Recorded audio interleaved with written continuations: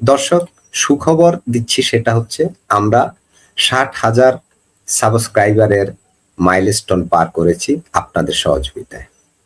আপনারা যদি শেয়ার করেন বেশি বেশি, তাহলে হয়তো 1 লাখ সাবস্ক্রাইবারের মাইলস্টোন পূর্ণ করতে আমাদের খুব বেশি সময় লাগবে না।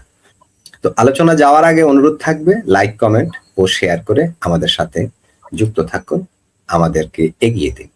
আপনি যে প্রশ্নটা করেছেন, এখন আমার ভাবির পোলাদের কথা মনে হয়ে যাচ্ছে। এরা তো সারাদিন চিৎকার করতো, India boycott, India boycott, India boycott, Delhi না ঢাকা, দিল্লি না ঢাকা। মানে এরা তো লজ্জা পায়, বলতে পারে না যে দিল্লি না লাহোর, দিল্লি না লাহোর। এই কথাটা বলতে তারা লজ্জা পেত, তাই ওখানে দিল্লি না ঢাকা, দিল্লি না ঢাকা। আপনি দেখেন খলিলুর রহমান সাহেব যখন রোহিঙ্গা মিনিস্টার ছিল, মানে আমার ভাষায় বললাম আর কি, জামালপুরের ভাষায়, তখনও কিন্তু তিনি একবার দিল্লিতে গিয়েছিলেন, আমরা জেনেছি। তারপরে তিনি লন্ডনেও গিয়েছিলেন, তাও জেনেছি। আজকে এই যে দিল্লি যাচ্ছে কেন, কি কারণে? কোনো না কোনো তো ঘটনা রয়েছে। তিনি সরাসরি রোহিঙ্গা মিনিস্টার থেকে হয়ে গেলেন সরাসরি উপদেষ্টা, যাদের আমি অপদেষ্টা বলতাম। তারপর তিনি অপদেষ্টা থেকে এই সরকারেরও উপদেষ্টা হয়ে গেলেন, সরি, এই উপদেষ্টা থেকে সরাসরি মন্ত্রী হয়ে গেলেন। তা আবার কোন মন্ত্রী? যেই সেই মন্ত্রী না। মানে ভাবাই জানে এত বড় একটা গুরুত্বপূর্ণ পদ যাকে দেওয়া হলো, সেই রজার রহমান বা খলিলুর রহমান বা ব্লেজার রহমান বা রেজার রহমান, যার পাসপোর্টই বাংলাদেশের না, যিনি দীর্ঘদিন থাকলেন বিদেশে, মানে আমেরিকায় থাকলেন। তার বিরুদ্ধে রয়েছে পরকীয়ার অভিযোগ। দেখ, পরকীয়া এখন তো ব্যক্তিগত ব্যাপার, সেখানে হলেও একটা কথা ছিল। সেখানে 2টা হত্যা হয়েছে তার কারণে। ধারণা করা হয় যে এই হত্যার পিছনে তার ইন্ধন রয়েছে, কেউ কেউ বলে। সেই রজার রহমান পালিয়ে গেলেন বাংলাদেশে এই কারণে, যার সাথে পরকীয়া করতেন তার স্বামী তাকে মেরে তিনি আবার আত্মহত্যা করেন, এই ভয়ে তিনি চলে গেলেন। সেই রেজর রহমানকে এই দেশে পররাষ্ট্রমন্ত্রী বানানো হলো। তার জন্য কিন্তু আমি আগে তাকে বলতাম মুসলেকা পররাষ্ট্রমন্ত্রী। তারপরে আমি আমার কথাটা ফিরিয়ে নিয়েছি, এখন আমি বলি তিনি মুসলেকা পররাষ্ট্রমন্ত্রী নন, তিনি মুসলেকা নেওয়া পররাষ্ট্রমন্ত্রী। তিনি এই তারেক রহমান এবং জামাতের আমিরের কাছ থেকে মুসলেকা, তাদের কাছ থেকে মুসলেকা নিয়ে তিনি পররাষ্ট্রমন্ত্রী হয়েছেন। তো সেই পররাষ্ট্রমন্ত্রী এখন যাচ্ছে ভারতে বা দিল্লিতে। বিষয়টা কেমন হয়ে গেল না? এটা তো আমাদের ভাবির ছেলেরা, আমার ভাবির পোলারা, তো আমার ভাবির পোলাদের হৃদয় ভেঙে যাবে। তো তিনি দিল্লি যাচ্ছেন কেন? তিনি তো যাবেন লাহোর, তিনি যাবেন তুরস্কে বা আমেরিকা, যা তার দেশ, সেখানে যাবেন। তিনি দিল্লিতে কেন যাচ্ছেন? দিল্লিতে তো যায় দিল্লির দালালেরা, দিল্লিতে তো যাবে শেখ হাসিনা, দিল্লিতে যাবে আওয়ামী লীগ, দিল্লিতে যাবে ছাত্রলীগ, দিল্লিতে যাবে যুবলীগ। এরা কেন যাচ্ছে আমরা তো বুঝে উঠতে পারলাম না। এরা দিল্লি থেকে কি ইয়ার হাদির খুনির জন্য দিল্লি আক্রমণ করতে চাইলো, 7 সিস্টার খেয়ে ফেলতে চাইলো, দিল্লির এম্বাসিতে হাই কমিশনে আক্রমণ করলো। যদিও সে হাদির কথিত খুনি ধরা পড়ার পরে তাদের মুখে এখন বন্ধ, সবার মুখে এখন কুলুপাটা। এই যে 2 দিনের সফরে দিল্লি যাচ্ছেন আমাদের পররাষ্ট্রমন্ত্রী, এখানে গিয়ে তিনি কি করবেন? আমি তো এই জন্য বারবার বলতাম যে যত কিছুই করুক, মানে একটু শব্দটা শুনতে খারাপ শোনা যায়, তাই ওটা বললাম না। আর যতই ফালাফালি করুক, দিল্লি ছাড়া বাংলাদেশের অস্তিত্ব বিপন্ন হয়ে যাবে, অস্তিত্ব বিলীন হয়ে যাবে। আমি বারবার বলেছি, এখনো বলি, আবার ভবিষ্যতে বলবো, যে আপনি আমেরিকার সাথে পাঙ্গা নিয়ে টিকতে পারবেন 2 বেলা খায় হইলেও, 3 বেলার জায়গায় 5 বেলার জায়গায়।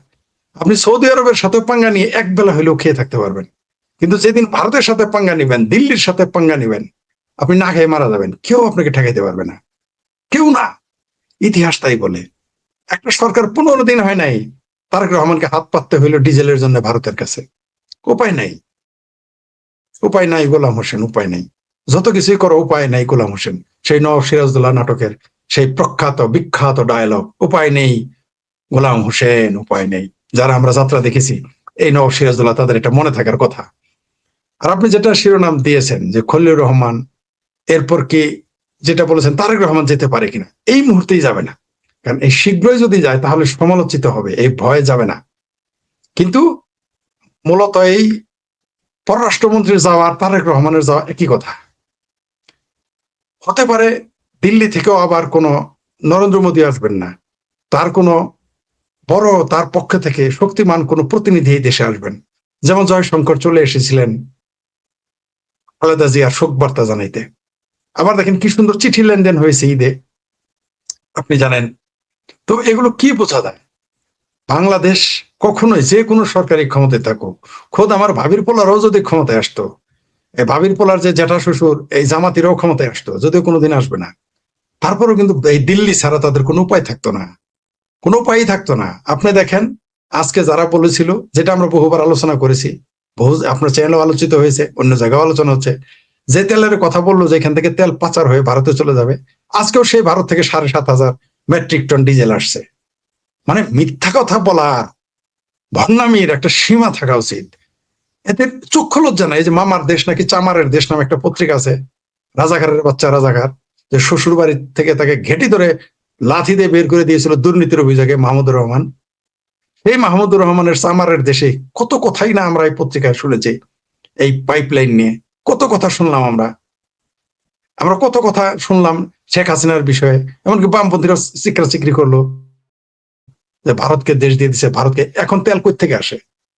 এখন তেল তো আমরা আমেরিকা থেকে আনতে, আমেরিকা থেকে ডিম আসে, আন্ডা আসে, তেল আসে, কিন্তু ডিজেল আসে কিন্তু ভারত থেকে। পাকিস্তান থেকেও চাল আনে, যদিও সেই চালটা ভারতেরই, দুবাই হয়ে আসছে। কই পাকিস্তান তো এক ফোঁটা তেল তো আনতে দেখলাম না। বহু তেল তো ইরান থেকে, পাকিস্তান ইরানের তেল চুরি করে একটা প্রদেশের বৃহত্তর একটা অংশ চলে।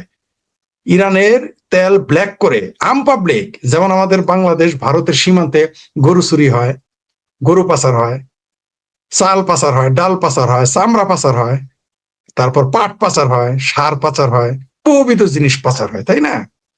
তেমনি ইরান থেকে পাচার হয় কি একটাই জিনিস হয়, ইরানে, মিডিল ইস্টে তেল। তেল ছাড়া তো আর তাদের কিছু নাই। ওই তেল পাচার করে চলে পাকিস্তানের একটা বৃহত্তর অংশ।